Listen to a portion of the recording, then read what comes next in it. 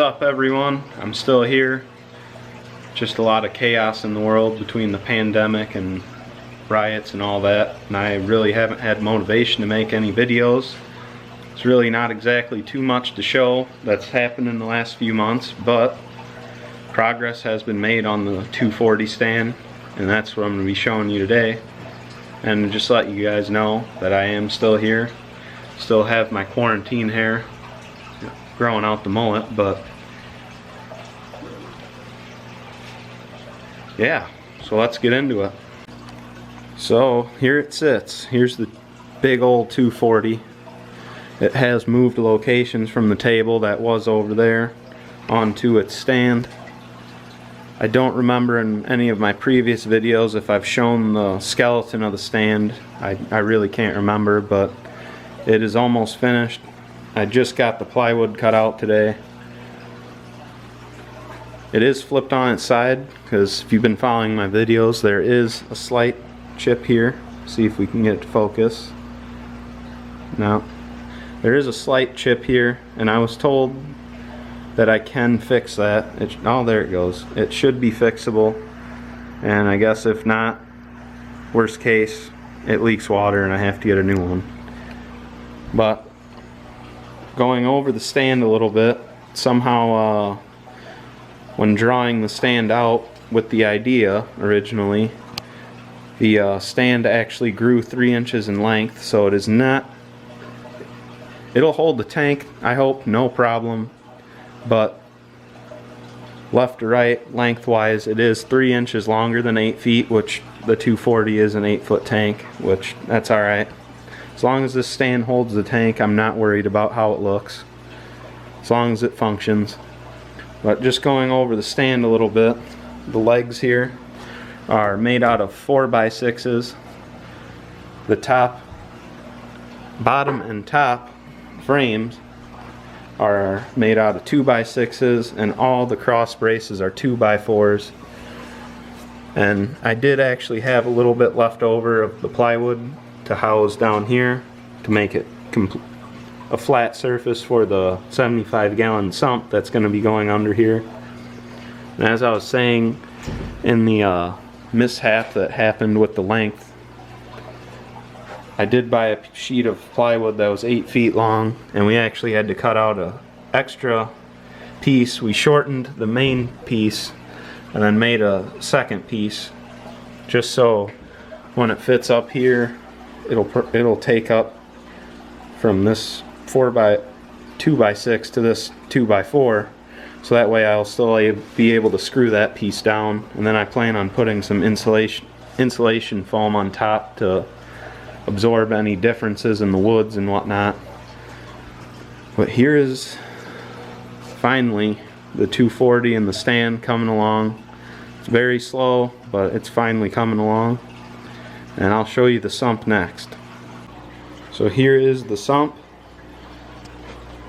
It is completely gutted. I completely tore out all the silicone, took out all the baffles. I'm gonna redo it because the pump I bought with the tank and the sump that came in the package deal, it just didn't make sense to me how it was laid out before. I'm gonna have this side of the sump with these valves and whatnot facing the right side on the right side of the stand, because there is a drain in the floor, so it'll be easier to drain water when I change it. But I wanted to redo it because there was no room for the actual pump to sit in there, so I figured, you know what, might as well just reseal the whole thing. I'd rather it not leak setting it up the first time, but chances are it still might because I'm redoing it. I've never really completely repaired a tank or resealed it, but we'll see what happens. Like I said, it's all coming along very slowly, but it is still coming along. So that's all I'm worried about. And I'll come over here and show you this big guy. He is still growing.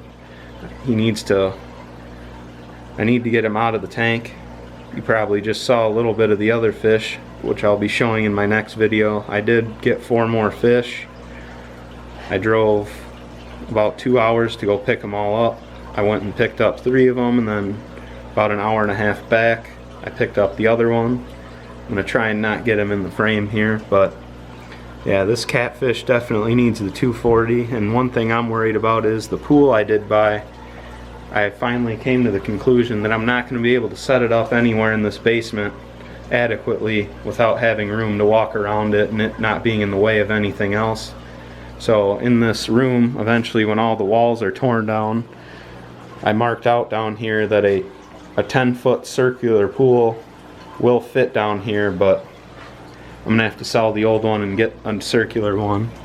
But my fear is, as soon as I put this big guy in the 240, after a couple months I'm gonna have to move him to a pool, which I don't have a pool now that I can actually set up. But alright guys, that's gonna be it for this video. I just wanted to make a video again, let everyone know I'm still here. Progress is being made on the 240. I'm excited for it. I'm also scared because that catfish is probably going to grow stupid fast in it, and I'm going to need to get a pool ASAP, which I did have a backup plan, which was that other pool, but it's a rectangular pool, and to have the support legs on it, instead of being 13 feet long with the supports, it makes it to, I think it was like 15.1 inches, and then the side supports turns it into 9. I don't remember. All I know is it's not going to fit down here anywhere comfortably. But a circular pool where this old room is will fit fine. And once the walls are torn down, there will be plenty of room to walk around it and it not be in the way and nothing else be in the way of it. So there's an update. I'm still here. The stand for the 240's coming along, everything's coming along slowly but surely, and that's still progress. Alright, thanks for watching. I'll see you in the next video.